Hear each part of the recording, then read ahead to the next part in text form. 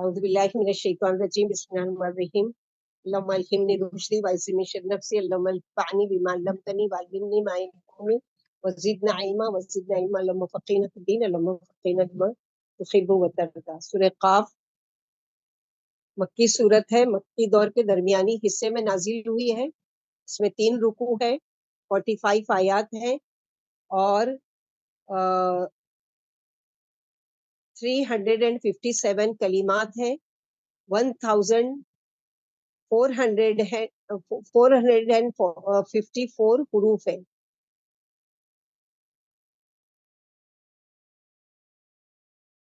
Sorry 357 حروف ہیں اور نہیں صحیح ہے. اور کلمات کتنے ہیں؟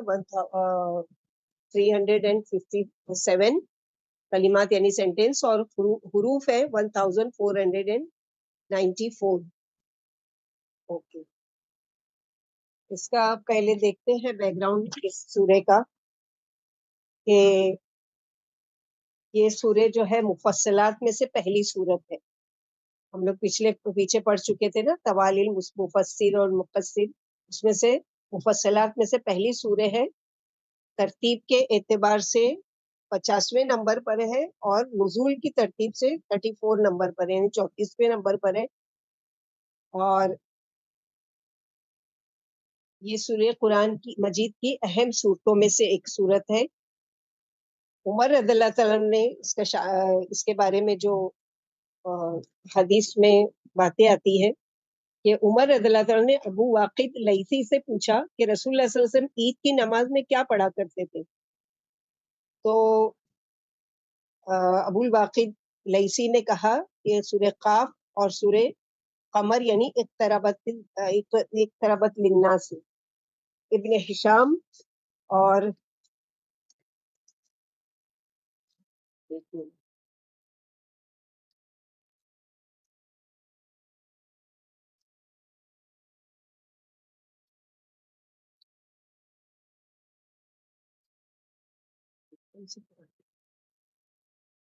ابن ہشام بنت حارثہ کہتے ہیں کہ ہمارا اور رسول اللہ صلی اللہ علیہ وسلم کا 1 سال تک کچھ اوپر یا 2 سال تک ایک ہی ہمارا تنور تھا، یعنی جس میں ہم روٹیاں سیکتے تھے.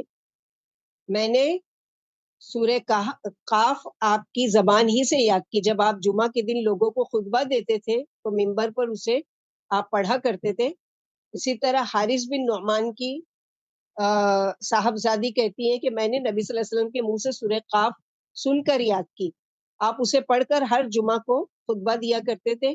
ہمارا اور آپ کا تنور ایک ہی تھا. مقصد یہ ہے کہ آپ یہ سورت بڑے بڑے مجموع میں پڑھا کرتے تھے، یعنی عیدین کی نماز میں، جمعہ میں، یا نکاح کے خطبے میں، جیسے عید کی نماز میں اور جمعہ کے خطبے میں، کیونکہ اس میں آغاز خلق کا، زندگی بعد الموت کا، اور اللہ کے سامنے کھڑے ہونے کا، حساب و کتاب کا، عذاب و ثواب کا، اور ترغیب و ترہیب بیان کی گئی. یعنی ترغیب یعنی اچھے کاموں پر ابھارا گیا ہے، اور ترہیب یعنی برے کاموں کی وعید بتائی گئی، یعنی پکڑ بتائی گئی کہ جو غلط کرے گا، جو گناہ کا کام کرے گا، اللہ سبحانہ و تعالیٰ کی اس کی کیسی پکڑ ہو سکتی ہے. تو آیت نمبر 1 جو شروع ہو رہی ہے وہ حروف مقطعات سے. حروف مقطعات کے بارے میں تو ہم لوگوں کو پتہ ہی ہے کہ اس کا معنی سوائے اللہ سبحانہ و تعالیٰ کے کسی کو نہیں ہے. قرآن مجید کی وہ صورتیں جو حروف مقطعات سے شروع ہوتی ہیں، اس کے فوراً بعد والی آیت میں قرآن کا ذکر ضرور ہوتا ہے. یہ خاص پہچان ہے حروف مقطعات کی، سوائے چند صورتوں کے کہ بہت ساری ایسی صورتیں کہ اس میں نہیں بھی آیا ہے، جیسے کہ نون والقلم وما یسطرون، تو وہاں پر قلم کی قسم کھائی گئی ہے. اور قاف کے کئی معنی بیان کیے گئے، لیکن حقیقت یہ ہے کہ حروف مقطعات کے جتنے بھی قول ہیں وہ 3 طرح کے ہیں. نمبر 1، اللہ سبحانہ و تعالیٰ ہی ان کے معنی جانتے ہیں، اور ان حروف کے ذریعے اللہ تعالیٰ نے ان لوگوں کو جو عربی زبان کے ماہر تھے ایک چیلنج دیا ہے کہ یہ تمہاری جانی پہچانی لینگویج ہے، اس کے ذریعے تم کو چیلنج کیا جا رہا ہے، تم اس جیسا کوئی نئے حروف کے ساتھ نہیں، انہی حروف پر مشتمل ہے جو تمہاری اپنی زبان ہے، جبکہ تم اس کے جیسا کلام بنا کر نہیں لا سکتے. یا لانے کے لیے ان کو چیلنج کیا گیا ہے۔ اسی طرح دوسرا معنی کیا بیان کیا گیا کہ حروف مقطعات کے بارے میں کچھ اقوال ہیں جو ضعیف ہیں، جیسے قاف کا معنی لوگوں نے کیا کہ قاف سے مراد ایک پہاڑ ہے جو زمین کو چاروں طرف سے گھیرے ہوئے ہے۔ اس زمانے میں تو عرب یہ سوچ بھی نہیں سکتے تھے، مگر آج دنیا تو زمین سے باہر بھی نکل کر دیکھی جا چکی ہے نا، تو یہ قول اسرائیلی روایات سے ہے۔ علماء کہتے ہیں کہ جس کی کوئی حقیقت نہیں ہے، لیکن یہ بات اتنی مشہور ہو گئی ہے جیسے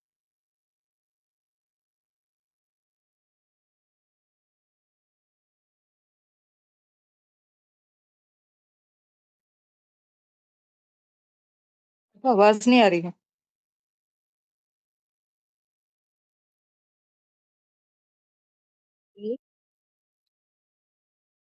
آواز نہیں آ رہی ہے سر، میری آواز نہیں آ رہی ہے؟ لیکن آپ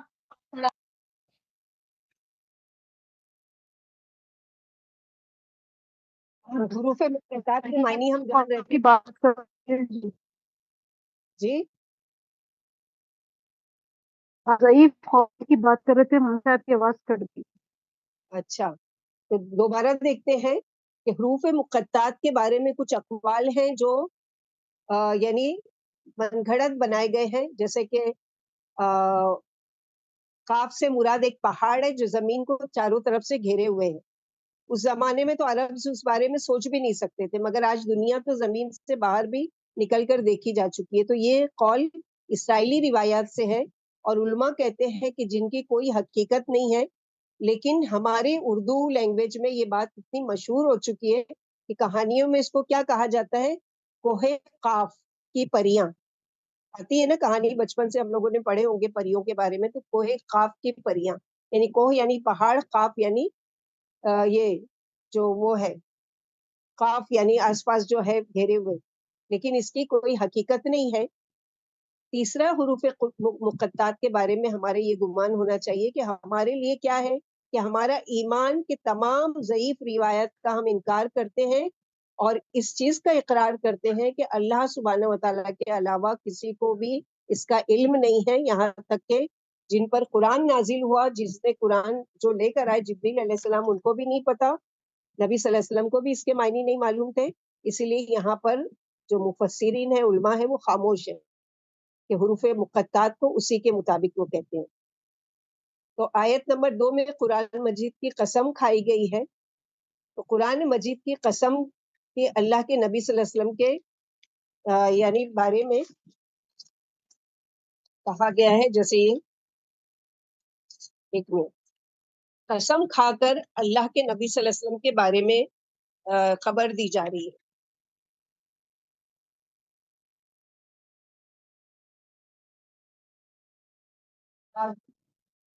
ذکر سعد یعنی سعد حروف مقطعات مجید مجد سے ہے۔ ابھی آواز کلیئر آ رہی ہے؟ جی جی جی مجید مجد سے ہے۔ مجد کا مطلب ہے وسعت اور فراخی، بہت زیادہ بھلائی والا، بہت زیادہ قدر و منزلت والا یہ قرآن، اس کی بے شمار برکتیں ہیں۔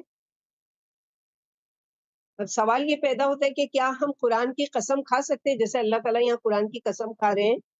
تو نہیں کھا سکتے، کیونکہ قسم کھانے کی اصل وجہ کیا ہوتی ہے کہ میں جس کی قسم کھا رہا ہوں اس کو میں سب سے بڑا مانتا ہوں، اور اس کو اپنی سچائی کا گواہ بنا رہا ہوں۔ تو گواہ کس کو بنایا جا سکتا ہے؟ اللہ سبحانہ و تعالیٰ کو۔ جیسے کہتے ہیں نا واللہ شہید بینی و بینکم، اللہ ہی گواہ ہے میرے اور تمہارے درمیان۔ اسی طرح جیسے قرآن میں واللہ ما نقول وکیل، اور اللہ گواہ ہے اس پر جو ہم کہہ رہے ہیں، ہمارا کارساز ہے۔ ہم مخلوق کی قسم نہیں کھا سکتے، تو قسم کھا کر قرآن کی ایسی کتاب کی اس جیسی اور کتاب ہی نہیں ہے، ہدایت ہے، رحمت ہے، محکم ہے، مفصل ہے۔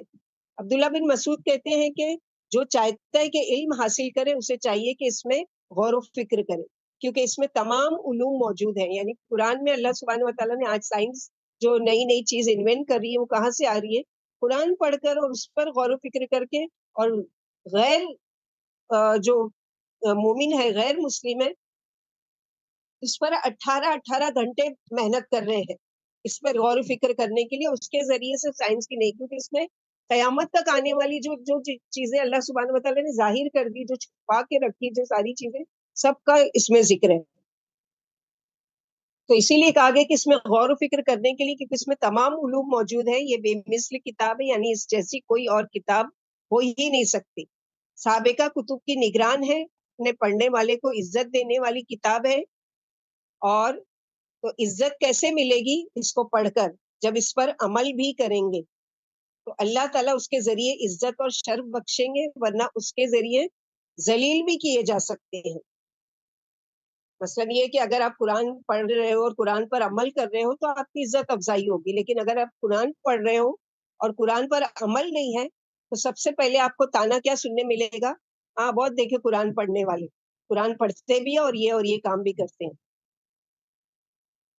تو یہاں پر کیا چیز وہ بتائی گئی ہے کہ اللہ سبحانہ و تعالیٰ، یعنی اور اللہ سبحانہ و تعالیٰ کسی بھی چیز کی جب قسم کھاتے ہیں تو اس کا معنی کیا ہوتا ہے کہ بہت ہی اس سے کوئی اہمیت ہے.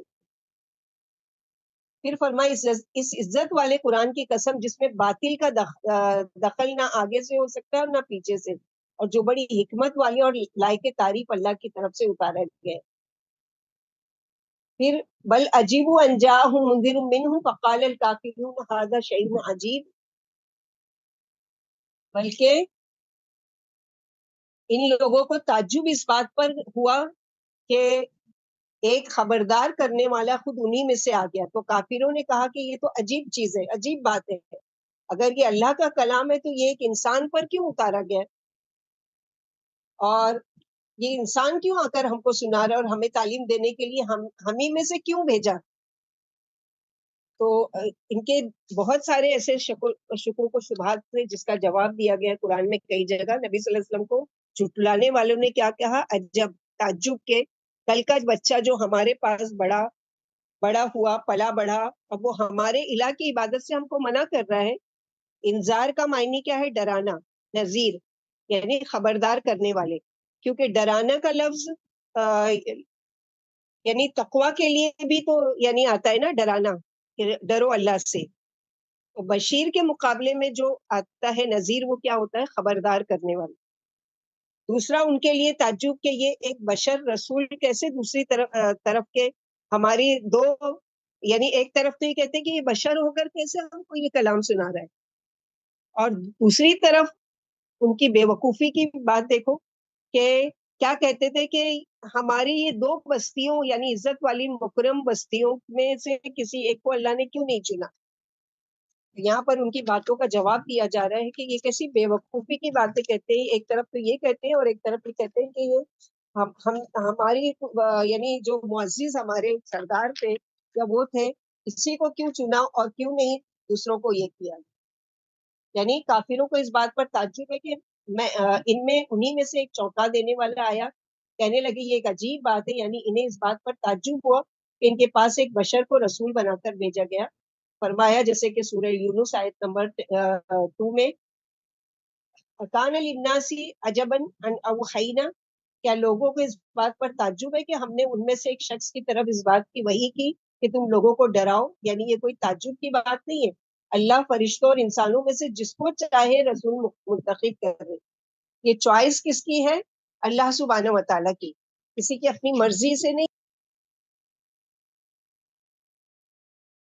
کہ اچھا میں یہ کام کروں یا نہیں کروں. یہ اللہ تعالیٰ کی اپنی چوائس ہوتی ہے، اپنی مرضی ہوتی ہے.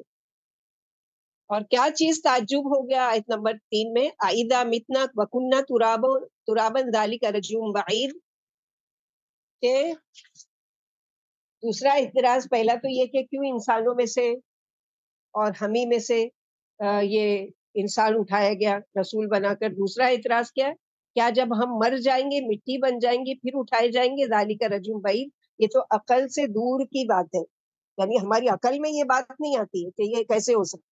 یعنی جو زندگی بعد الموت کو ناممکن سمجھتے ہیں، وہ کہتے ہیں کہ جب ہم مر کر فنا ہو جائیں گے اور ہماری ایک ایک جوڑ علیحدہ ہو جائیں گے اور ہم مٹی میں مل کر مٹی بن جائیں گے، تو پھر اسی حیت موجودہ اور اسی صورت مرکبہ میں لوٹ کر آ جانا ناممکن ہے، الوقوع اور قطعی محال ہے. جیسے کہ آپ لوگوں کو پتا ہے شروع سے کہ مکی صورتوں کے جو مضمون ہوتے ہیں کامن، وہ کیا ہوتے ہیں؟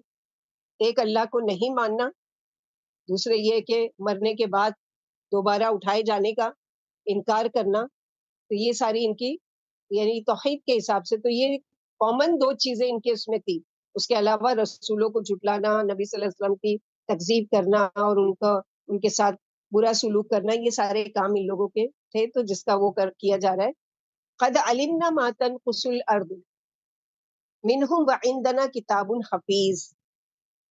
اور بلا شبہ ہم جانتے ہیں کہ قبر میں ان کے جانے کے بعد زمین ان کے اندر سے جو کچھ کم کرتی ہے، یعنی مٹی جو ان کے جسم میں سے کھا جاتی ہے، ان کے گوشت، ان کی ہڈیاں اور ان کے بال، کچھ بھی، وہ سب کچھ ہمارے علم میں ہے. جو جو کم ہوتے جاتا ہے ان کی جسموں میں سے، وہ ہم خوب جانتے ہیں. وَإِنْدَنَا کتاب حفیظ، اور ہمارے پاس ایک کتاب بھی ہے جس میں سب کچھ محفوظ ہے. کون سا؟ یعنی ذرہ کہاں گیا. انسان کی تخلیق پر ہی اگر غور کریں تو اسپرم اور اوم دونوں طرف سے ملتے ہیں. کتنے اندھیروں میں جہاں کوئی انسان کوشش یعنی کرتا رہے اور اس کی کوشش بھی شریک نہیں ہو سکتی، جیسے پوری نطفۃ امشاج. تو یہی اللہ کی قدرت سے بن کر زمین کے اندر کھو جاتے ہیں. تو ان کو پھر سے ملانا اللہ کے لیے کیا مشکل ہے؟ جب اللہ دو امشاج کو ملا کر ایک انسان بنا سکتے ہیں، تو اللہ کے لیے کیا مشکل ہے کہ ایک ماڈل پہلے سے موجود تھا، اب اس کو دوبارہ اٹھا کر کھڑا کرنا اللہ کے لیے کیا مشکل ہے؟ جس نے ان کو 3 پردوں کے اندر پیدا کر دیا، اندھیروں میں، ماں کے پیٹوں میں. ہم لوگ پچھلے اس میں پڑھ چکے صورتوں میں کہ 3 اندھیروں میں تمہاری پرورش کی. تو اللہ کے لیے کون سی چیز مشکل ہے کہ تم بالکل ختم ہو جاؤ گے اپنی قبروں میں اور تمہارا نام نشان مٹ جائے گا، اور اس کے بعد تم وہ دوبارہ جی اٹھو گے. تو یہاں پر اس چیز کی بڑی عجیب ان لوگوں کو ہے. اللہ نے جواب دیا کہ ہمیں معلوم ہے کہ زمین نے ان کے جسم کھا لیے ہیں، ان کے جوڑ جوڑ علیحدہ کر دیے اور اپنا جزو بنا لیا ہے، یعنی اپنا حصہ لے لیا اس میں سے. اور نیز ہمیں معلوم ہے کہ جسموں کے ذرات کہاں کہاں بکھرے ہوئے ہیں اور کس کس حالت میں ہے. ہمارے پاس ایک کتاب ہے جو اس کی محافظ ہے، اور ہمارا علم ان سب کو گھیرے ہوئے. ہمیں معلوم ہے کہ زمین ان کے گوشت، چمڑے، ہڈیاں اور بال کھا جاتی ہے، یعنی زمین کا کھایا ہوا ہماری نظروں کے سامنے ہے. جب ہم چاہیں گے اس کی پیشانی کے بال پکڑ کر سب کچھ اگلوا لیں گے اس سے. تو اس سے کیا پتہ چل رہا ہے کہ کہاں کہاں اس کے ذرات بکھرے ہوئے ہیں. مثلاً کوئی سمندر میں ڈوب کر مر گیا، مچھلی کا پیٹ اس کی قبر بن گئی. کسی جانور نے چیر پاڑ کر کھا لیا، اس کا پیٹ اس کی قبر بن گئی. کسی کو زمین کے اندر دب کر مر گیا، وہاں پر زمین کے اندر اس کی وہ قبر بن گئی. اور عام طور پر جو قبریں تو اللہ سبحانہ و تعالیٰ کو پہلے سے پتا ہے. کوئی ایروپلین میں کریش ہوا اور سب راک جیسے ہوتا ہے نا، جلا کر راکھ کو اڑا دیتے ہیں تو سمجھتے ہیں کہ ختم کر دیے گئے، اور یہ نہیں، اللہ تعالیٰ ان راکھوں کو بھی جمع کر کے انسان بنانے پر قادر ہے. تو اللہ سبحانہ و تعالیٰ کی زبردست قدرت کی یہ نشانیاں ہیں جس پر ہمارا ایمان ہے کہ ہم اللہ کی بات پر ایمان رکھتے ہیں. اللہ سبحانہ و تعالیٰ کی، جیسے کہ وہ حدیث آپ لوگوں کو اچھی طریقے سے یاد ہوگی کہ ایک شخص نے موت کے وقت جب اپنی وہ یعنی وصیت کی تھی اپنے بیٹوں کو کہ مجھے میرے مرنے کے بعد مجھے جلا دینا اور میری راکھ کو کچھ سمندر میں بہا دینا، کچھ ہوا میں اڑا دینا اور کچھ کر دینا. تو لوگوں نے یہی کیا. پھر اللہ سبحانہ و تعالیٰ کے یہاں اس کی راکھ کو جمع کیا گیا اور پوچھا گیا کہ تو نے ایسی وصیت کیوں کی؟ تو کہا یا رب، آپ کے سامنے کھڑے ہونے سے ڈرنے سے، یعنی مجھے ڈر لگا کہ میں کیا جواب دوں گا کہ میں اتنا گناہ گار ہوں. اور وہ کیا، تو اللہ تعالیٰ نے اس کی مغفرت کر دی صرف اس لیے کہ من خشیہ بالرحمن بالغیب، یعنی جو رحمان سے غیب میں ڈرتا ہے. یعنی اعمال اس کے نہیں تھے، لیکن یہ خوف کی حالت میں وہ دنیا سے گیا کہ اپنے رب کو کیا جواب دوں گا. یہ ایک چیز اس کے لیے اس کی نجات کا سبب بنی. تو اس حدیث سے ہم لوگوں کو پتہ چلتا ہے کہ اللہ تعالیٰ قادر ہے کہ وہ ساری چیزوں کو ایک جگہ جمع کر کے چاہے جس حالت میں مرا ہو انسان، اللہ سبحانہ و تعالیٰ اس کو دوبارہ اٹھا کر کھڑا کرنے پر قادر ہے. بل کذبوا بالحق لما جاءهم فهم في امر مریج. بلکہ بات یہ ہے کہ انہوں نے حق کو جھٹلا دیا جب وہ ان کے پاس آ گیا. اس کی وجہ سے یہ الجھن میں پڑے ہوئے, مریض یعنی الجھن میں ہے, اور اسی الجھن کی وجہ سے وہ اس حق کو کبھی شاعری کہتے ہیں, کبھی جادو کہتے ہیں, کبھی کچھ اور کہتے ہیں, کبھی کچھ اور چیز سے تشبیہ دیتے ہیں. یہ ساری ان کی یہ شک کی وجہ سے اور یہ الجھن کی وجہ سے, یعنی یہ بھی الجھن میں کہ کیا کہیں اس کے بارے میں. اس آیت میں کافروں کے کفر و اناد کا اور زندگی بعد الموت کو محال سمجھنے کے وجوہات کا بیان ہے. کہ سچی بات تو یہ کہ حق کو نہ ماننے والے لوگ ہیں, پھر جو لوگ حق آ جانے کے بعد اس کو نہ مانے اور اسے منہ موڑ لیں, بھلا انہیں صحیح سمجھ کیسے نصیب ہو. مریض یعنی خلط ملت, منکر, مسترب اور مختلف, جیسے فرمایا سورہ زاریات, آگے ہم لوگ پڑھنے جا رہے ہیں انشاءاللہ آیت نمبر 8 اور 9 میں. اس میں کیا ہے, انکم لفی قول مختلف, یقیناً تم اختلاف والی باتوں میں پڑے ہوئے. یعنی قرآن کے اتباع سے وہی رکتا ہے جس کو بھلائی سے موڑ دیا گیا ہو. یا مقلب القلوب ثبت قلوبنا علی طاعتک, اللہ تعالیٰ ہمارے دلوں کو نہیں پھیرنا اور نہیں موڑنا اپنی اطاعت سے اور اپنی فرما برداری سے. آگے کی آیت نمبر 6, افلم ينظروا الى السماء فوقهم كيف بنيناها وزيناها وما لها من فروج, کیا پھر انہوں نے اپنے اوپر آسمان نہیں دیکھا, ہم نے کس طرح اس کو بنایا اور کیسے اسے سجایا, خوبصورتی دی, اور کیسے اس کو بغیر ستونوں کے کھڑا کیا, اور اس میں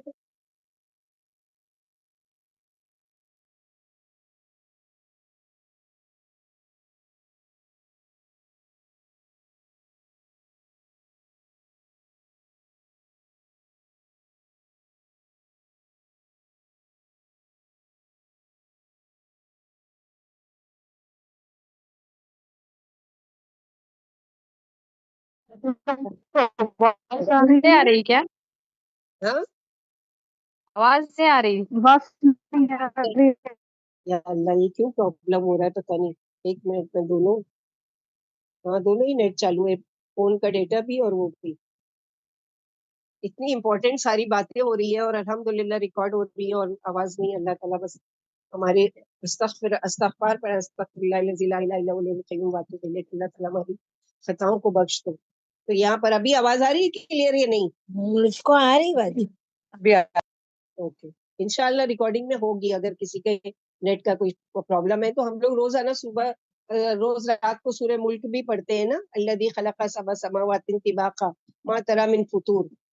تو آج سے 1400 سال پہلے یعنی نظر نہیں آیا ان کو, وہ اس وقت چیلنج کیا گیا تھا. تو آج تو آسمان تک لوگ پہنچ چکے ہیں نا, مثلا چاند پر پہنچ چکے ہیں, دوسرے گیلیکسیز پر کو جا کے چھان مارے ہیں. تو آج دیکھ کر آؤ نا آسمان کو کہ کیا ہے, کوئی شگاف, کوئی دراڑ, کوئی اس کے اندر کوئی چیز کی وہ ہے. جیسے کانچ کو کیسے اگر ٹوٹ جاتا ہے تو کیسے اس میں ایک لائن بن جاتی ہے, آپ جوائنٹ بھی کرتے ہو تو اس میں شگاف نظر آتا ہے, ایک دراڑ نظر آتی ہے, کہ کامن کوئی بھی سمجھ سکتا ہے کہ یہ ٹوٹا ہوا کانچ ہے. لیکن اللہ سبحانہ وتعالیٰ نے اتنا بڑا آسمان بنایا اور اس میں کہیں بھی نہیں ہے. تو یہ اللہ کی قدرت کے چند نمونے, کہ اللہ کی عظیم قدرت کے نمونے پیش کیے جا رہے ہیں. جو زندگی بعد الموت کا انکار کرتے ہیں, اور اس سے کہیں بڑھ کر یہ ہے کہ جس پر کافروں کو بڑا تعجب ہو اور اسے محال سمجھ رہے ہیں. فرمایا یہ لوگ اپنے سروں پر آسمان کو نہیں دیکھتے کہ ہم نے اسے کس خوبی اور کاریگری سے تاروں کے چراغوں سے خوبصورت مزین کر دیا, جس میں نہ کوئی سوراخ ہے, نہ کوئی شگاف ہے, دراڑ ہے. یعنی آسمان کی کیسی خوبصورت بناوٹ ہم نے بنائی ہے, یہ بالکل گول اور ہموار ہے, جس میں جگہ جگہ روشن تارے نظر آتے ہیں. نہ کوئی چھید ہے, نہ شگاف ہے, نہ دراڑ ہے, اور نہ کہیں بال ہی نظر آتا ہے. جیسے کہ سورہ ملک میں ابھی ہم لوگوں نے جو پڑھا, اور اس کے علاوہ بھی ہے کہ فرجی البصر هل تری من فطور, کیا پھر پلٹ پلٹ کر دیکھو. پھر فرمایا کہ زمین کو کھینچ کر پھیلا دیا گیا, یعنی آسمان کو وہ کیا گیا اور زمین کو کھینچ کر پھیلا دیا گیا ہے. والارض مددناها والقینا فیها رواسیا وانبتنا فیها من کل زوج بہیج.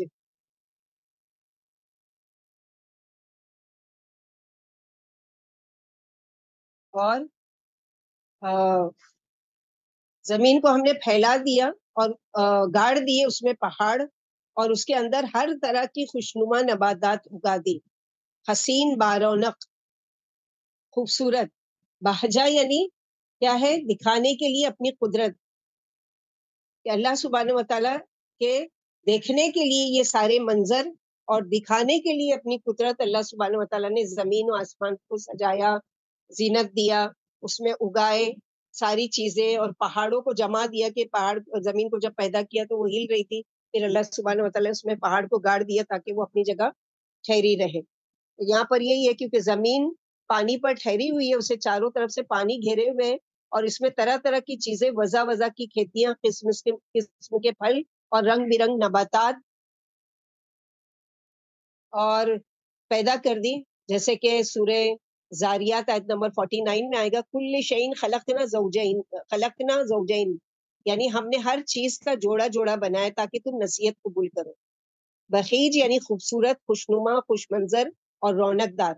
آسمان و زمین کا مشاہدہ کرنے سے اور ان کی بڑی بڑی نشانیاں دیکھنے سے انسان کے اندر بصیرت پیدا ہوتی ہے، اس کی سمجھ روشن ہوتی ہے، اور وہ نصیحت ماننے کو تیار ہو جاتا ہے. اس لیے یہ ساری چیزیں ہم نے تمہاری بصیرت و نصیحت قبول کرنے کے لیے بنائی ہے.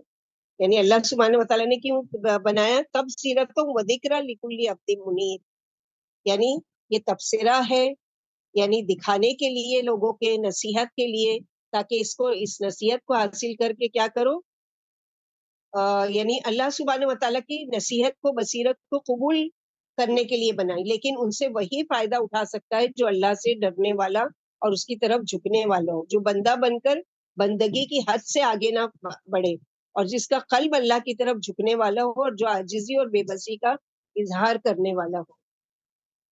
تو دیکھنے کے لیے سارے باغات، حسین مناظر، مشاہدے کے لیے، معرفت کے لیے، عبرت و نصیحت کا سامان، ہر اس بندے کے لیے جو رجوع کرنے والا ہو، ان تمام اللہ کی تخلیق کو دیکھ کر پہچانو اپنے رب کو. اور یہ کون ہو سکتا ہے؟ ہر رجوع کرنے والا جو اپنے رب سے محبت کرتا ہو، اپنے رب کی پہچان رکھتا ہو، اس کے لیے یہ یعنی اللہ سبحانہ و تعالیٰ نے یہ کہا، اسی لیے کہا نا لکل عبد منیب، جو اللہ کی طرف رجوع کرے گا، یعنی وہ پلٹے گا کہ اچھا آسمان کس نے بنایا، زمین کس نے بنایا، تو ہمارا رب کون ہے، جو وہ کتنا خوبصورت ہوگا، اور وہ کتنا وسیع ہوگا، اور وہ کتنا صاحب جلال اور صاحب عزت والی وہ ہوگی. یہ ساری چیزیں. وَنَزَّلْنَا مِنَ السَّمَاءِ مَاءً مُبَارَكًا فَأَنبَتْنَا بِهِ جَنَّاتٍ وَحَبَّ الْحَصِيدِ، اور آسمان سے ہم نے مبارک پانی اتارا. زمین کے پانی کو کیوں مبارک نہیں کہا؟ اس لیے کہ اس سے مردہ زمین زندہ ہو جاتی ہے. اپنے کھیت باغات کو جتنا زمینی پانی دے، وہ ہرا بھرا، وہ چمکدار چمک نہیں آئے گی جو ایک بارش کے پانی سے اس کو آ جاتی ہے. اسی لیے اس کو بارش کے پانی کو کیا کہا گیا ہے؟ مبارک پانی. اسی لیے اس پانی کو ذخیرہ کرنے کے لیے کہا گیا ہے. پھر اس پانی کے ذریعے ہم نے باغات اگائے، اور کٹنے والی کھیتی کا اناج یعنی زبردست غلہ اگایا، جس کی کھیتی پھر کاٹ لی جاتی ہے. تمام یعنی کسی کے دانے، گندم، مکئی، جوار، باجرہ، دالیں، یہ سب حبل وسید ہے. حبل یعنی جو دانے، چاول، گیہوں، اور ساری یہ دانے دانے جو ہم لوگ کھاتے ہیں کسی بھی شکل میں، پکا کر، پیس کر، یا جو بھی، وہ ساری چیزیں حب ہے. اور حبل حسید یعنی کھیتی کاٹی جاتی ہے، پھر بوئی جاتی ہے، پھر اگائی جاتی ہے، اور یہ سلسلہ ہزاروں سالوں سے چل رہا ہے. تو یہ اللہ سبحانہ و تعالیٰ کی زبردست قدرت کی نشانیاں ہیں. یعنی ہم نے آسمان سے نفع بخش بابرکت پانی اتارا، جس سے ہرے بھرے باغات، لہلاتی کھیتیاں، اور لمبے لمبے کھجوروں کے درخت پیدا کیے. والنخل باسقات لہا طلع ندید، یعنی اس کے ذریعے، اور کھجور کے درخت لمبے لمبے طویل، باقی درختوں کے مقابلے میں کھجور کے درخت طویل ہوتے ہیں، اس کے خوشے ہوتے ہیں تہبت ہے. اور علماء نے کہا ہے کہ سورہ قاف کا دوسرا نام باسقات بھی ہے، جو اس آیت نمبر 10 میں آیا ہے. سورہ قاف اور سورہ باسقات. باسقات یعنی بلند و بالا. تو یہاں پر یہ بتائے گئے یہ پانی ہی کی برکتیں ہیں کہ ایک کھیتی کو بھی وہی پانی پہنچ رہا ہے، ایک کھجورے کے درختوں کو بھی وہی پانی پہنچ رہا ہے، ناریل کے ٹریز کو بھی وہی پانی پہنچ رہا ہے. اور سب سے بڑی قدرت کی نشانی یہ دیکھو کہ ناریل کی جڑیں کہاں ہیں درخت کی، اور اللہ سبحانہ و تعالیٰ اتنے اونچے، یعنی 6-7 فلور سے بھی اوپر ناریل کا درخت، اور وہاں پر نہ صرف ناریل اگایا بلکہ اس کے اندر پانی کون پہنچا رہا ہے یہ کبھی ای آلائی ربکما تکذبان. تو یہاں پر یہی بتایا گیا ہے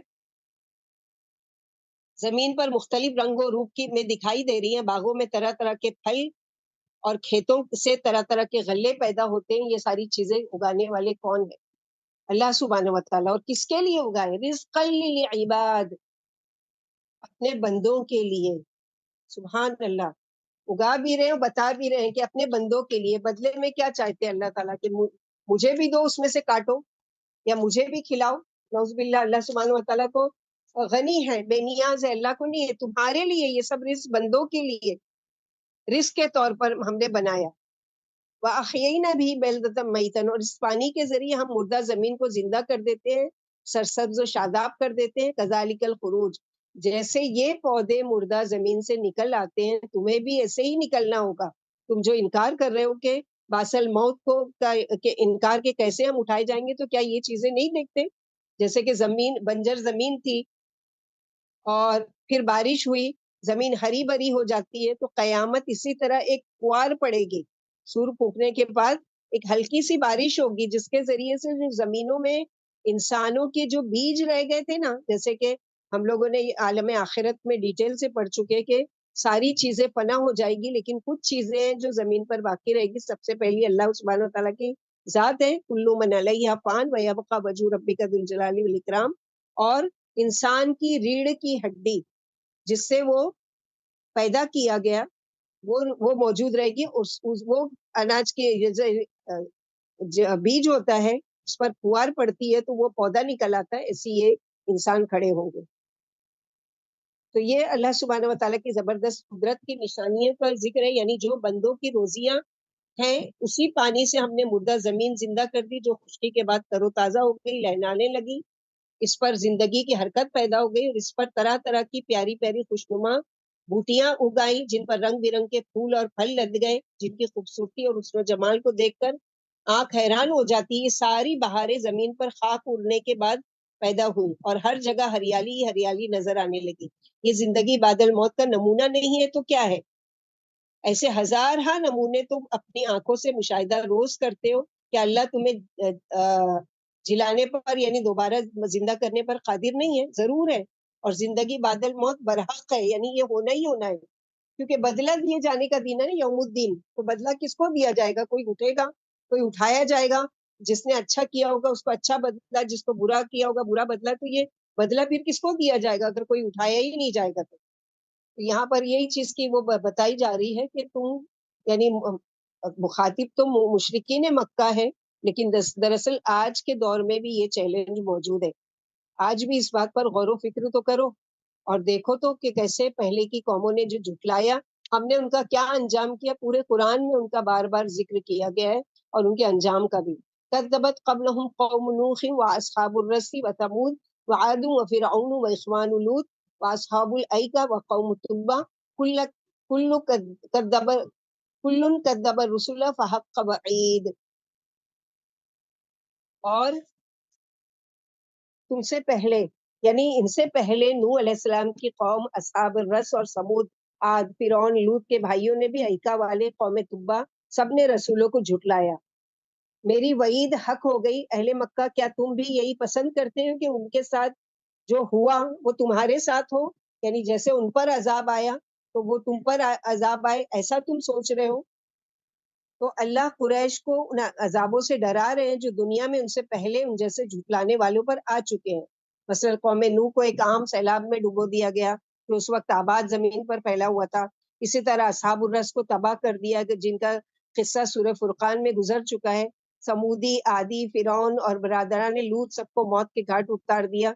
برادران لوط سے آپ کے امتی مراد ہے, یعنی صدوم والے جن کو زمین میں دھسا دیا گیا تھا, لوط علیہ السلام کی قوم. پھر اس زمین کو ایک سڑا ہوا بدبودار بحیرہ بنا دیا گیا, ڈیڈ سی.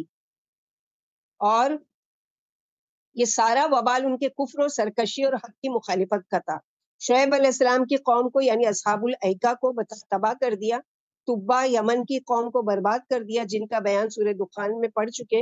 ان میں سے ہر ایک قوم نے اپنے اپنے رسولوں کو نہیں مانا اور انہیں جھوٹا سمجھا. پھر جس نے اپنے رسول کو نہ مانا گویا اس نے تمام رسولوں کا انکار کیا. جیسے کہ سورہ شعراء آیت نمبر 105 میں ہم لوگ پڑھ چکے، کذبت قوم نوح المرسلین، قوم نوح نے پیغمبروں کو جھٹلایا، حالانکہ صرف نوح علیہ السلام کو جھٹلایا تھا، لیکن تمام رسولوں کے جھٹلانے کی سزا ان کو ملے گی. معلوم ہوا کہ ایک نبی کو نہ ماننے سے تمام نبیوں کا انکار لازم آتا ہے، کیونکہ اگر ان کے پاس سارے نبی آتے تو یقیناً یہ سب کو جھٹلا دیتے. آخر ان پر اللہ کے عذاب واجب ہو گئے. ان واقعات سے قریش عبرت پکڑے، کہیں ان کی طرح سے ان پر بھی عذاب نہ آ جائے، کیونکہ ان کی طرح یہ بھی تو اپنے نبی کو جھٹلا رہے تھے. آگے اللہ سبحانہ و تعالیٰ فرماتے افعینا بالخلق الاول بل هم فی لبس من خلق جدید. اور کیا پہلی بار کی تخلیق سے ہم عاجز آ گئے تھے، تھک گئے تھے، بلکہ وہ شک میں ہے نئی تخلیق کے بارے میں. دنیا میں تو جو کوئی کام پہلی مرتبہ کرتے ہو وہ دوبارہ کرنا آسان ہو جاتا ہے تمہارے لیے، اور تم بڑے کانفیڈینس کے ساتھ وہ دوبارہ کام کر لیتے ہو کہ میں کر چکی ہوں، مجھے آتا ہے یہ کام. تو اللہ تعالیٰ کے لیے کام کرنا کیا مشکل ہے؟ جس نے سب کو بنایا وہی سب، اللہ ایک ہے. اللہ کی تخلیق کی تصویر کشی کی گئی ہے کہ اللہ سبحانہ و تعالیٰ کے لیے کیا مشکل ہے دوبارہ پیدا کرنا. یعنی کیا ان کا یہ خیال ہے کہ پہلی پیدائش نے ہم کو تھکا دیا تھا، یعنی مشکل لگا ہم کو کہ ہم دوبارہ وہ نہیں کریں گے، اس لیے دوبارہ پیدا نہ کر سکیں گے، بلکہ وہ نئی پیدائش کی طرف سے شک میں ہے. یعنی ابتدائی پیدائش نے ہمیں تھکایا نہیں، نہ کوئی کام ہمیں تھکا سکتا ہے، کیونکہ اللہ سبحانہ و تعالیٰ کی جو ذات ہے، وہ جو صفات ہے، وہ نقص سے پاک ہے. جو انسانوں میں نقص ہوتا ہے کہ انسانوں کو نیند آتی ہے، انسانوں کو اونگ آتی ہے، انسان کو تھکان ہوتی ہے، انسان جلدی اوب جاتا ہے، انسان میں بہت ساری برائیاں، بہت ساری خامیاں ہیں، لیکن اللہ سبحانہ و تعالیٰ کی ذات کیا ہے؟ اس ساری چیزوں سے پاک ہے. جیسے ہم لوگوں نے پچھلے تفسیر میں پڑھا تھا کہ یہودیوں نے کیا کہا، تو ان کا کیا قول ہے کہ اللہ سبحانہ و تعالیٰ نے 6 دن میں زمین و آسمان کو بنائے، اور نعوذ باللہ 7ویں دن اس نے آرام کیا، یعنی تھک گیا تھا. اللہ تعالیٰ اس کا انکار کرتے ہیں کہ اللہ تعالیٰ کو نہ تھکان آتی ہے، نہ اونگ آتی ہے، نہ نیند آتی ہے، بلکہ دوبارہ پیدا کرنا تو پہلی بار پیدا کرنے سے بھی بہت آسان ہے. یعنی پہلے تو کوئی ماڈل بھی نہیں تھا، تو پیدا کر لیا، تو دوبارہ پیدا کرنا ماڈل موجود ہے، یعنی ہماری یہ شکلیں موجود ہیں، اسی کو دوبارہ وہ بنانا کون سا مشکل ہے. مثلا یہ کہ آپ کوئی نئی ریسیپی سیکھتے ہو، پہلی دفعہ آپ بار بار اس کو پڑھتے ہو، بار بار پوچھتے ہو، بار بار دیکھتے ہو، اور بڑے پریشانی کے ساتھ اس کو بنا پاتے ہو. لیکن جب آپ بنا لیتے ہو 1 بار 2 بار 3 بار، اب آپ کو ریسیپی دیکھنے کی بھی ضرورت نہیں، آپ کو کسی سے پوچھنے کی بھی ضرورت نہیں، اور آپ بڑے کانفیڈینس کے ساتھ بناتے. تو یہ ایک عام انسان کر سکتا ہے، تو اللہ سبحانہ و تعالیٰ کی ذات کو مثل الاعلیٰ ہے. اللہ کی تو کوئی کسی کے ساتھ کمپیئر کیا ہی نہیں جا سکتا، کسی کو مثال دی ہی نہیں جا سکتی. ہماری کم عقلی کہ ہم اپنی عقل کو سمجھانے کے لیے ایسی ایسی مثالیں لیتے ہیں اپنے لیے. بلکہ سورہ روم آیت نمبر 27 میں وَهُوَ الَّذِي يَبْدَأُ الْخَلْقَ، وہی ہے جس نے پیدائش کی ابتدا کی، پھر اسی کو لوٹائیں گے، اور لوٹانا تو اس کے لیے بہت ہی آسان ہے. سورہ یاسین آیت نمبر 78 سے 81، انسان ہمارے سامنے مثالیں بیان کرنے لگا اور اپنی پیدائش کو بھول.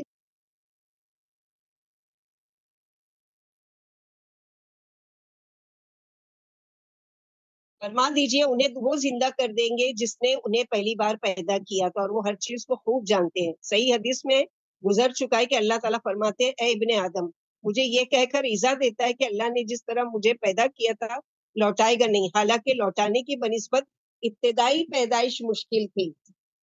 وہ مشکل تھی، جب وہ مشکل کام اللہ سبحانہ و تعالیٰ نے کر لیا تو اب آگے کا کام کرنا اللہ کے لیے کیا مشکل ہے. وَلَقَدْ خَلَقْنَا الْإِنسَانَ وَنَعْلَمُ مَا تُوَسْوِسُ بِهِ نَفْسُهُ وَنَحْنُ أَقْرَبُ إِلَيْهِ مِنْ حَبْلِ الْوَرِيدِ. اور بلا شبہ ہم نے انسان کو پیدا کیا، اور ہم جانتے ہیں جو اس کے دل میں خیال تک آتے ہیں. ہم نے اتنی باریکی سے انسان بنایا ہے کہ اس کے اندر سے جو خیال گزرتا ہے اس کا بھی ہم کو پتہ چلتا ہے، اور ہم زیادہ قریب ہیں اس کے علم کے ذریعے. ہمارے علم میں ہر انسان ہے، ہم اتنے قریب سے دیکھ رہے ہیں ہر ایک نفس کو، شہ رگ سے بھی زیادہ قریب، رگے جان سے بھی زیادہ. شہ رگ کہاں سے کہاں تک ہوتی ہے؟ یہ رگ حلق کے ایک کنارے سے کندھے تک جاتی ہے. اس پر انسانی زندگی کا انحصار ہوتا ہے. حبل رسی کو بھی جیسے کہتے ہیں، اس کو اگر کوئی نقصان پہنچ جائے تو انسان بچ نہیں سکتا. یعنی زندگی کا دار و مدار اسی پر ہے. یعنی جب تک تم زندہ ہو تمہیں دیکھا جاتا رہے گا، اور کیسے خود اللہ تعالیٰ کی ذات موجود ہے دیکھنے کے لیے. اس کے بعد کرامن کاتبین ہے جن کا آگے ذکر آئے گا.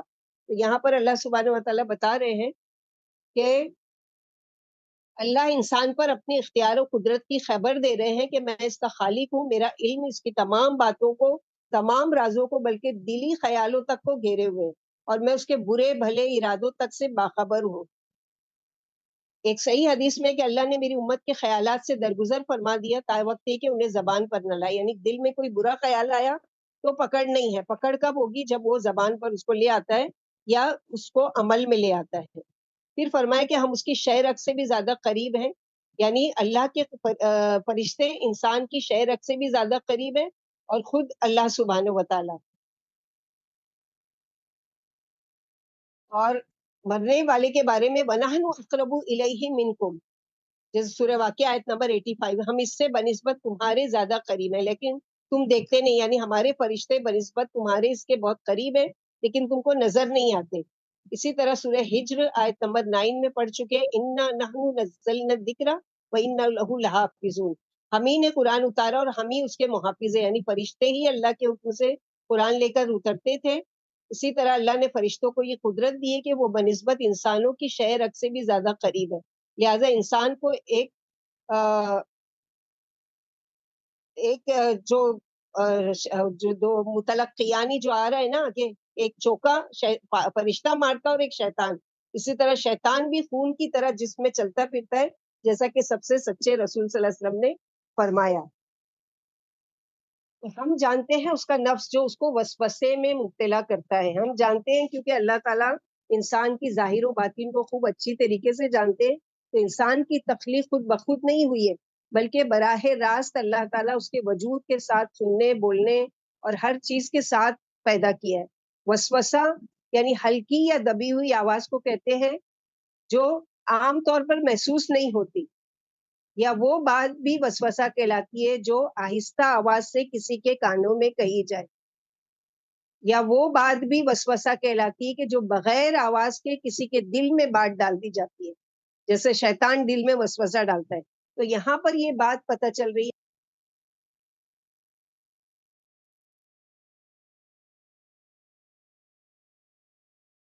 شیطان ہی نہیں بلکہ انسان کا نفس بھی، جہاں تک نفس کے وسوسے کا تعلق ہے اس کا ذکر اس آیت میں، اور شیطان کے وسوسے کا تعلق کہاں پر ہے؟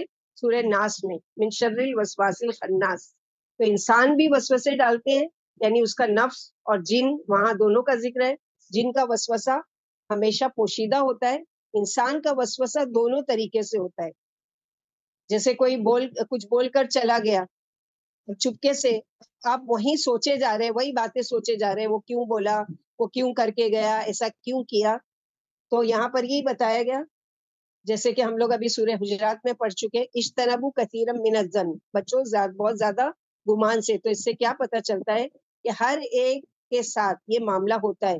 کوئی یہ نہیں کہہ سکتا کہ مجھے کوئی وسوسہ نہیں آتا. اس کی عملی مثال کیا ہے؟ جیسا کہ رمضان کی حدیثوں میں ہم لوگ کئی بار پڑھ چکے کہ آپ صلی اللہ علیہ وسلم جب اعتکاف میں تھے تو صفیہ بنت حیی امہات المومنین میں سے آپ صلی اللہ علیہ وسلم سے ملنے کے لیے آئیں. تو جب ملاقات کر لی، بات چیت کر لی، تو آپ ان کو چھوڑنے کے لیے نکلے. مدینے میں چونکہ گلیوں میں اندھیرا ہوتا تھا، تو آپ صلی اللہ علیہ وسلم صفیہ بنت حیی کے ساتھ جا رہے تھے. سامنے سے دو صحابہ آ رہے تھے اور ان لوگوں نے آپ صلی اللہ علیہ وسلم کو دیکھا اور خاموشی سے نکل کر چلے گئے کہ آپ صلی اللہ علیہ وسلم کسی خاتون کے ساتھ ہے تو ان کو ڈسٹرب نہیں کرنا چاہیے. تو آپ صلی اللہ علیہ وسلم نے ان لوگوں کو آواز دی اور بلایا اور کہا کہ یہ میری بیوی ہے. اور صحابہ نے کہا یا رسول اللہ صلی اللہ علیہ وسلم سبحان اللہ، کیا ہم آپ کے بارے میں ایسا سوچ سکتے ہیں؟ صلی اللہ علیہ وسلم نے فرمایا شیطان انسان کے خون کی ہر رگ میں وسوسے ڈالتا ہے اور وسوسے کے ذریعے پہنچ جاتا ہے. تو میں نے اس لیے تم کو بتا دیا کہ کہیں تمہارے دل میں کوئی وسوسہ شیطان نہ ڈال دے. تو یعنی یہ ساری چیزیں کیا ہے؟ شیطان کا کے وسوسے، جیسے کہ سورہ اس میں پڑھ چکے نا فصلات میں، وَإِمَّا يَنزَغَنَّكَ مِنَ الشَّيْطَانِ نَزْغٌ فَاسْتَعِذْ بِاللَّهِ، جب بھی تیرے اندر کوئی وسوسہ ڈالے شیطان تو کیا کرو کہ اس کے وسوسے سے بچو، اس سے اللہ کی پناہ میں آ جاؤ۔ وَنَحْنُ أَقْرَبُ إِلَيْهِ مِنْ حَبْلِ الْوَرِيدِ، رگ گردن سے بھی زیادہ اللہ تعالیٰ قریب ہے، ہم کو خود بھی نہیں پتا کہ کیسی ہے، جو اگر کٹ جائے تو جان چلی جاتی ہے، جیسے جانور کو ذبح کیا جاتا ہے جو گردن کے اندرونی حصے میں ہوتی ہے، تو اللہ تعالیٰ کے علم کے سامنے کوئی چیز رکاوٹ نہیں ہے۔ حبل رسی کو بھی کہتے ہیں، ورید دل سے نکالنے والی وہ رگ جس کے کٹنے سے انسان مر جاتا ہے، یعنی اس پہ بہت فاسٹ اس کا جو بہاؤ ہوتا ہے خون کا بہت فاسٹ ہوتا ہے، اسی لیے وہ تیزی سے اس کے ذریعے سے کٹنے سے خون نکل جاتا ہے اور انسان مر جاتا ہے۔ سامنے کی طرف جو رگ ہوتی ہے اس کو وتین کہتے ہیں، بیک سائڈ میں جو رگ ہوتی ہے اس کو ابہر کہتے ہیں، بازو میں جو رگ ہوتی ہے اس کو اتخل کہتے ہیں، ران میں جو رگ ہوتی ہے اس کو ارق النسل کہتے ہیں، چھوٹی انگلی میں جو رگ ہوتی ہے اس کو اسکم کہتے ہیں۔ تو عربی زبان میں جسم کی مختلف رگوں کے بھی الگ الگ نام، اور نحنو سے مراد خود اللہ تعالیٰ جانتے ہیں جو انسان کے خیالات وسوسے اٹھتے ہیں۔ ابن کثیر اپنی تفسیر میں کہتے ہیں کہ اس سے مراد مقرب فرشتے ہیں جو اس کے دائیں بائیں بیٹھے ہیں، کیونکہ اللہ تعالیٰ نے ان کو اس بات پر قدرت عطا کی ہے۔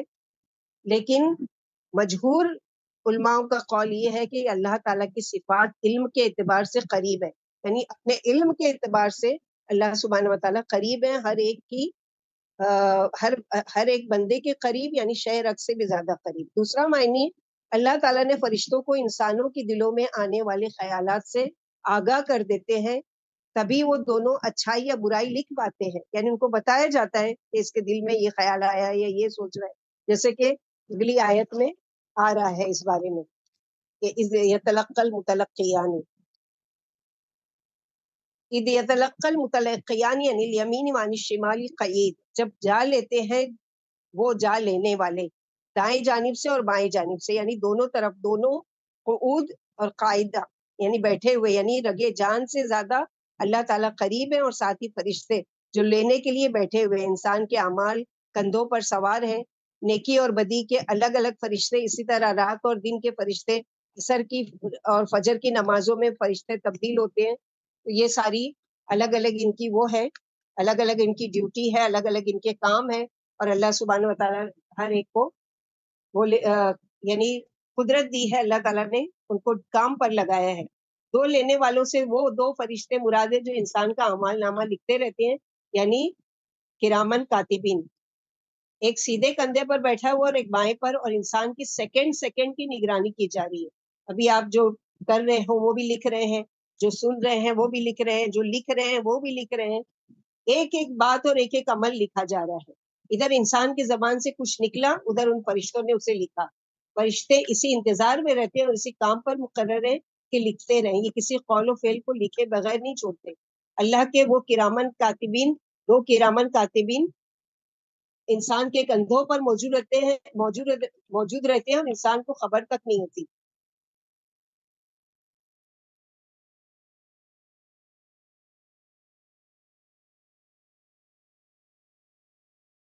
اور فرمایا جیسے سورہ انفطار آیت نمبر 10 سے 12 تک کا، وَإِنَّ عَلَيْكُمْ لَحَافِظِينَ كِرَامًا كَاتِبِينَ يَعْلَمُونَ مَا تَفْعَلُونَ، یاد رکھو تم پر نگران مقرر ہیں جو عزت والے اور لکھنے والے فرشتے ہیں، وہ تمہارے کاموں کو خوب جانتے ہیں۔ تو یتلقا خوب لے لینے والے، وفا یتوفا سپرلیٹو ڈگری پر ہے، یعنی معنی کی شدت میں، یعنی خوب خوب لینے والے۔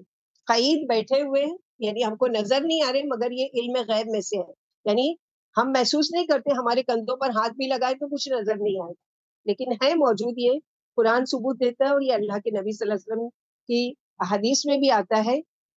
اور قعید یعنی جم کر بیٹھنے والا، قعید کا ایک معنی گھات میں رہنے والا، یعنی ان کی توجہ اور نظریں ہم سے ایک سیکنڈ کے لیے بھی نہیں ہٹتی ہے۔ جیسے مثال کے طور پر ہم لوگوں کے لیے اگر ہم لوگ دودھ وغیرہ ابالتے ہیں تو ہر ایک کو ایکسپیرینس ہوگا نا، کیا کرتے ہیں، کوئی بات بھی کر رہا ہے تو ہم اس کو نظر ہماری وہ دودھ کے اوپر ہے، کہیں میں اس سے بات میں لگوں اور وہ بوائل ہو کے بہ نہیں جائے، تو اسی کو دیکھ رہے ہوتے، کوئی بات کر رہا ہے یا فون بھی کر رہے ہیں یا فون پہ بات کر رہے ہیں یا کوئی پوچھ رہا ہے اس کو جواب بھی دے رہے ہیں، لیکن ہماری نظر نہیں ہے۔ ایسے ہی فرشتے جو ہے وہ ہر وقت نگاہ جما کر ہماری طرف دیکھ رہے ہوتے ہیں، اب یہ اچھا کر رہا ہے، اب یہ برا کر رہا ہے، اب یہ کیا کر رہا ہے۔ معمر کہتے ہیں کہ حسن بصری نے اس آیت کی تفسیر میں کہا، اے ابن آدم، اے ابن، تمہارے لیے تمہارے صحیفے کو کھول دیا گیا اور تمہارے ساتھ دو معزز فرشتے مقرر کر دیے گئے، ان میں سے ایک تمہارے دائیں طرف ہے اور ایک بائیں طرف۔ تو جو تمہارے دائیں طرف ہے وہ تمہاری نیکیوں کو لکھ کر محفوظ کر رہا ہے، اور جو تمہارے بائیں طرف ہے وہ تمہاری برائیوں کو لکھ کر محفوظ کر لیتا ہے۔ بس جو چاہو عمل کرو، تھوڑا یا زیادہ، یہاں تک کہ جب تم مر جاؤ گے تو تمہارا نامہ اعمال لپیٹ دیا جائے گا، پھر وہ تمہاری گردن میں تمہارے ساتھ قبر میں ڈال دیا جائے گا، یہاں تک کہ قیامت کے دن ایسی کتاب کی صورت میں نکالا جائے گا جسے تم کھلا ہوا پاؤ گے۔ اللہ کی قسم، اس ہستی نے تمہارے ساتھ انصاف ہی کیا ہے، اس نے خود ہی تمہیں تمہارا محاسب بنا دیا ہے۔ ابن کثیر نے اس کو روایت کیا ہے۔ سفیان کہتے ہیں کہ مجھے یہ بات پہنچی ہے کہ نیکیاں لکھنے والا فرشتہ برائیاں لکھنے والے فرشتے کا امین ہے، یعنی نگہبان ہے، ذمہ دار ہے۔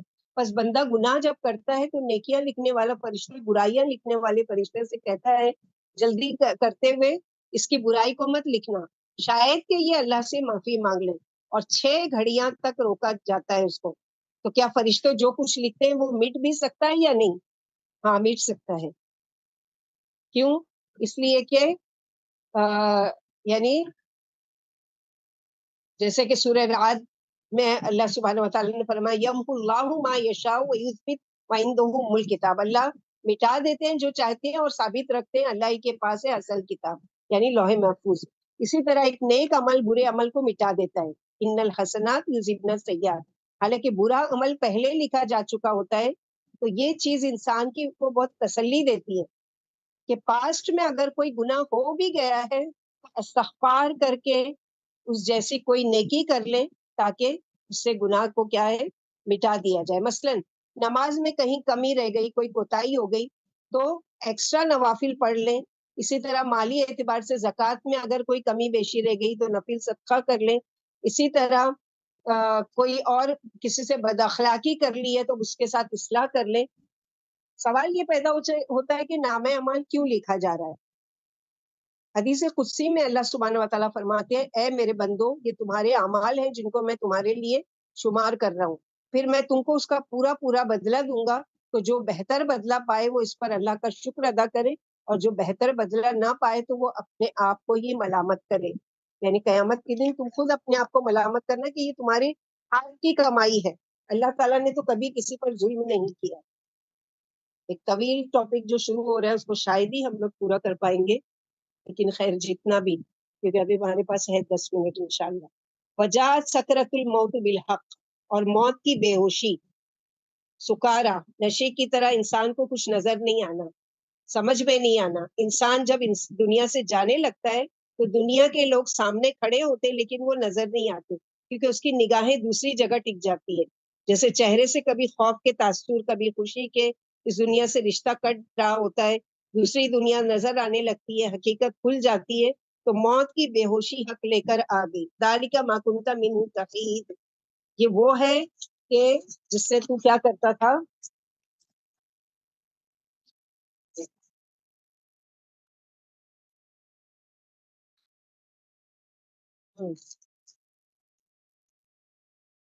یہ وہ چیز ہے جس سے تو بھاگتا تھا، اس کا نام نہیں سننا پسند کرتا تھا، اس کا ذکر اس کے بارے میں سننا نہیں چاہتا تھا، سوچتا بھی نہیں تھا اس کے بارے میں، اس کی تیاری بھی نہیں کرتا تھا۔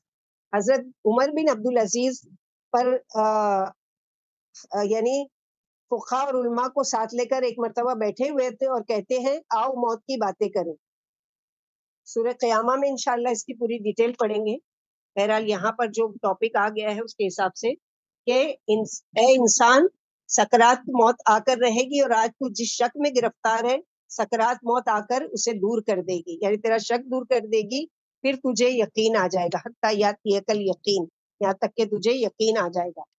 جب تجھ سے کہا جائے گا کہ یہی تو وہ ہے جس سے تو بھاگا کرتا تھا، آج اس نے تیرا گلا آ کر پکڑ لیا ہے, اب تو نہ بھاگ سکتا ہے, نہ چھپ سکتا ہے, نہ دامن چھڑا سکتا ہے, اور نہ رہائی پا سکتا ہے. عائشہ صدیقہ فرماتی ہے, میں آپ صلی اللہ علیہ وسلم کے نزا کے وقت اپنے والد کے سرانے آ کر, یعنی ابو بکر صدیق رضی اللہ عنہ کے سرانے آ کر بیٹھ گئی. اتنے میں آپ پر بے ہوشی طاری ہو گئی. اس وقت میں نے یہ شعر پڑھا جس کے آنسو ہمیشہ ٹھہرے رہتے ہیں, ایک نہ ایک دن ضرور ٹپک پڑتے ہیں. یعنی شعر کہا تو ابو بکر صدیق رضی اللہ عنہ نے سر اٹھا کر فرمایا, بیٹا یوں مت کہو, بلکہ وجاءت سکرۃ الموت بالحق کہو. نبی صلی اللہ علیہ وسلم نے فرمایا, موت سے بھاگنے والے کی مثال اس لومڑی کی سی ہے جس سے زمین کسی دن اپنا قرض مانگنے لگی اور وہ اسے چھپنے کے لیے ادھر ادھر بھاگنے لگی. پھر جب تھک کر چور ہو گئی تو بل میں جا گھسی, یہاں بھی زمین تھی, پھر اس نے قرض مانگا. لومڑی پھر بل سے نکل کر بھاگی, سانس پہلے ہی اس کا پھولا ہوا تھا اور تھک کر چور ہو چکی تھی. آخر بھاگتے بھاگتے بھاگتے گری اور گردن ٹوٹ کر مر گئی. یعنی جس طرح لومڑی زمین سے ہٹ نہیں سکی, زمین پر ہی بھاگتے بھاگتے مر گئی, اسی طرح انسان موت کے بغیر چارہ نہیں ہے. یعنی اس پر بھی موت کی غشی طاری ہونی ہے. اور کل نفس ذائقۃ الموت, ہر موت کو مزہ چکھنا ہے, وہ انسان ہو, جن ہو, جانور ہو, چرند ہو, پرند ہو, سب کے ساتھ یہ معاملہ ہونا ہے. یعنی کوئی یہ نہیں کہہ سکتا کہ نہیں ہم پر نہیں آئی. ایسی سخت حالت انسان کی جو عقل کو زائل کر دے. سکرات کون سا حالت ہوتی ہے جو عقل کو زائل کر دے؟ راغب اصفہانی کہتے ہیں یہ ایسی حالت ہوتی ہے کہ جو انسان اور اس کی عقل کے درمیان حائل ہو جاتی ہے. جیسے کوئی شخص کوئی نشہ آور چیز پی کر مدہوش ہو جاتا ہے, اور یہ وہ غشی ہوتی ہے جو تکلیف کی وجہ سے پیدا ہوتی ہے, یعنی انسان کے ہوش چلے جاتے ہیں. تو یہاں موت کی سختیاں, کیونکہ روح کا کھینچا جانا بڑا ہی تکلیف دہ مرحلہ ہے. ذالک ما کنت منہ تحید, یعنی موت انسان کی تمام مصروفیات مشغولیات سے ایک طرف کر دیتی ہے.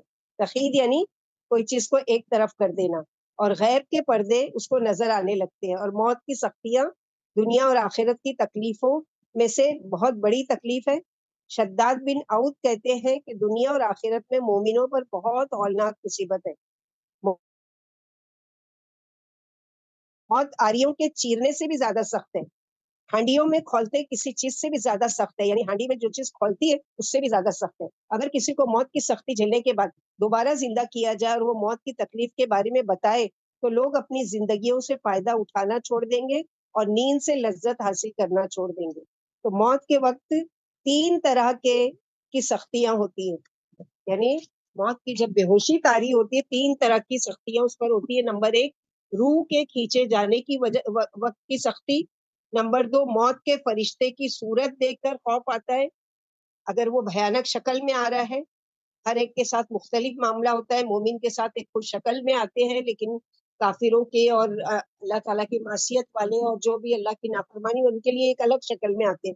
خوف وہ سختی کا وقت ہوتا ہے جب وہ موت کے فرشتوں کو دیکھ رہا ہوتا ہے. تیسری حالت سختی کی کیا ہوتی ہے کہ انسان ان فرشتوں کو بھی دیکھ لیتا ہے جو حفاظت پر اس کے مامور تھے.